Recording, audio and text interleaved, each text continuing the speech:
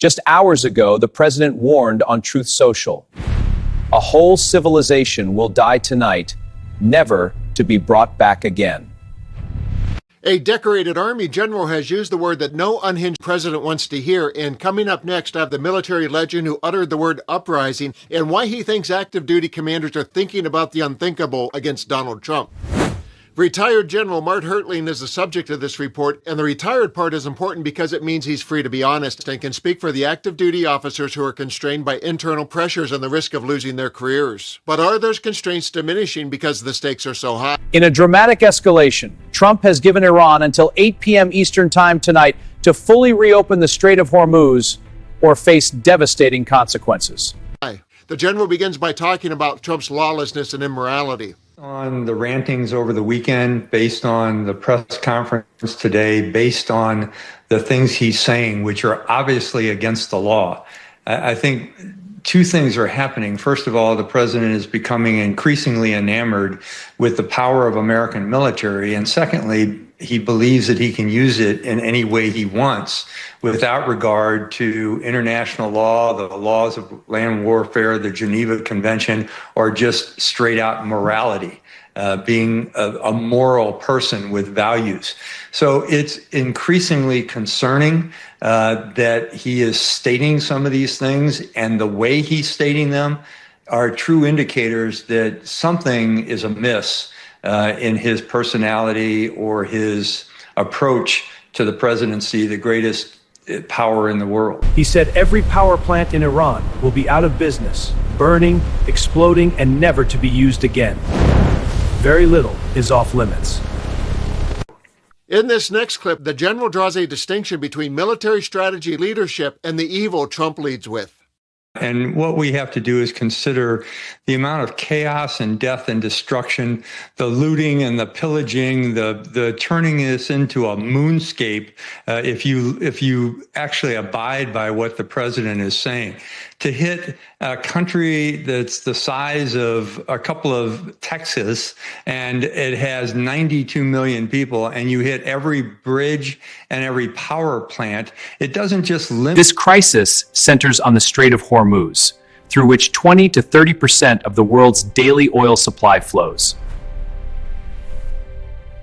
Limited to that kind of damage. It takes water lines out. It takes hospitals down because you can't supply them anymore. The sanitation would be off the chart. The disease would spread. People would go hungry and dehydrated, like you saw in the note from the one Iranian woman. It's just something. As I listened to the speech today, I couldn't comprehend the amount of evil that this individual, our president, was talking about, basically passing on to the Iranian people. I mean, you don't do that to your enemies. You use conflict, you use war to achieve a political objective. This is not a political objective. He's taking joy in standing before a microphone in the White House and claiming what he's going to do to 92 million people. It's just despicable in my view. It would be catastrophic. It would affect every single citizen if the president decided to actually pass through this order of destroying all bridges and electronic facilities, energy producing facilities. You know, it seems, Stephanie, that the president and some of his advisors have become enamored with the concept of Iran's actions have sent oil prices sharply higher and created nervousness in global markets. U.S. and Israeli forces have already struck Iran's oil facilities and bridges. War, but none of them have experienced combat. When you have individuals who've never seen it before or who don't understand it, as we watched the president describe it this morning, this is a guy who said, I'm trying to remember the one quote I wrote down, shot by bullets, you bring rifles into this party. I mean, that was a direct quote of his. He doesn't understand conflict or combat. This crisis centers on the Strait of Hormuz, through which 20 to 30% of the world's daily oil supply flows. And here's where he signals that military officers are now prioritizing their loyalties and considering pushing back on our lawless commander-in-chief. I've trained for 40 years as a soldier and as a commander. And when you're an officer in the United States Army, you're loyal to a couple of things. You're primarily loyal to the Constitution. You are also loyal to your superiors if they give, as you said, lawful orders. When they start giving unlawful orders, you find a way to push back on them and to make sure they adjust their approach. But you also are loyal to the soldiers that are under your command.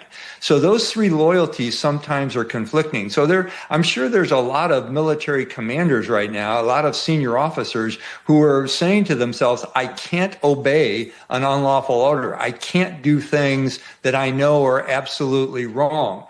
But they also feel like they have to provide support for their soldiers who don't just get to quit. They have to stay in the military and potentially see an uprising in all of these things. President Trump has criticized Pacific allies for not providing enough support. European nations have ruled out joining any offensive strikes. Iran remains defiant and has rejected any temporary ceasefire. Citizens are forming human chains around power plants to protect them.